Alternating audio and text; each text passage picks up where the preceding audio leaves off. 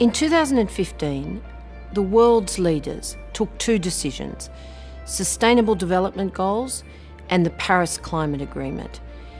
If they're serious, this is a pathway to a zero poverty, zero carbon world. What we need actually is maximum peaking in 2020 and net zero by 2050. The group of people we call the millennials will accept nothing less. Very ambitious targets of staying well below 2 degrees, working for 1.5.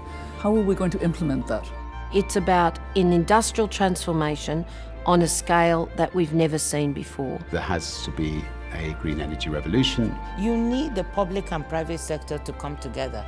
Governments alone will not be able to solve the issue of climate change. We're talking about a transformation of industries, sectors, jobs, economies. It's going to be faster and steeper than anything we've ever seen before. As the economy moves, as capital flows shift from one place to another, how do we have a workforce that meets and supports that and is supported by that?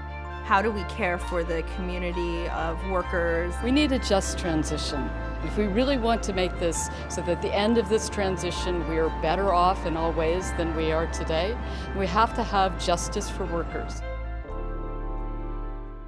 We mustn't forget that it was the coal workers and the oil workers and the gas workers who helped to build up our economies in the industrialized world, and they should not now be somehow forgotten. To make this switch from brown to green, from fossil fuel to renewable energy, there's definite dislocations, economic dislocations and social dislocations. We have to be very sensitive to companies that are highly carbon intensive. We have to be very sensitive to people that work in highly carbon-intensive industries. We certainly cannot run away from something, especially as these people have provided us with very noble energy and have done a very difficult job. We often think it's just an energy transition, but this is much broader than that. All of the products and services that support this economy are going to have to be greenhouse gas free. We will not stand by and see stranded communities or stranded workers. We can do better than that. It's very simple. There are no jobs on a dead planet. We have to work together with business, with governments and workers. We can build a future that's about the dignity of work, secure employment and shared prosperity. Millions and millions of jobs can be created in a green energy revolution. We can get people to all be moving towards this net zero world in a way that creates new jobs and new opportunities, things that we could never even have imagined. Part of this just transition is to invest more money in stimulating the right transition. In the US already now, the investments that are made, the job creation, 7 million people working in the fossil-free economy. Everywhere I go, we talk to workers who are very excited to work in the new economy if those jobs are good jobs, if they're jobs with good wages and conditions like the jobs they have today. Businesses are going to have a dialogue with government and say, look, we want to work with you on climate change. We want to work with you on the SDGs. Let's sit down and dialogue. This is what we think we need from you. What do you need from us?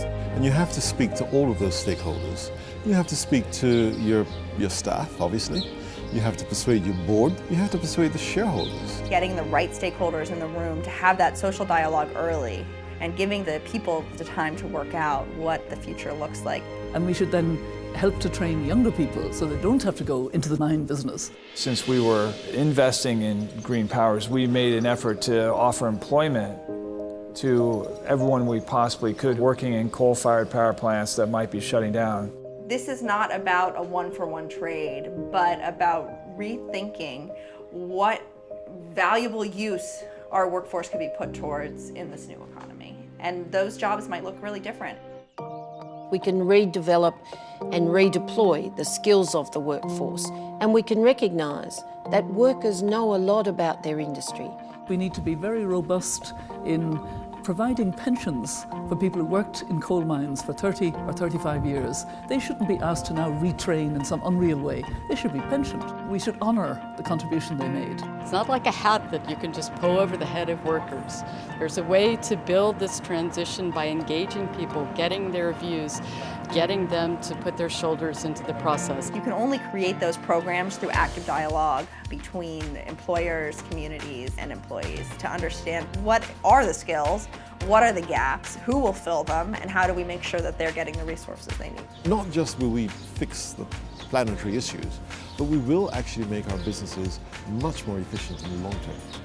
It's simply respecting people, being a bit people-centred and long-term, understanding that you're helping communities to live sustainably, to become more resilient and to be good consumers, and it's good for business. The opportunities are massive, the threats to communities are serious. So that's why the just transition planning that we're working with the B team on is so important.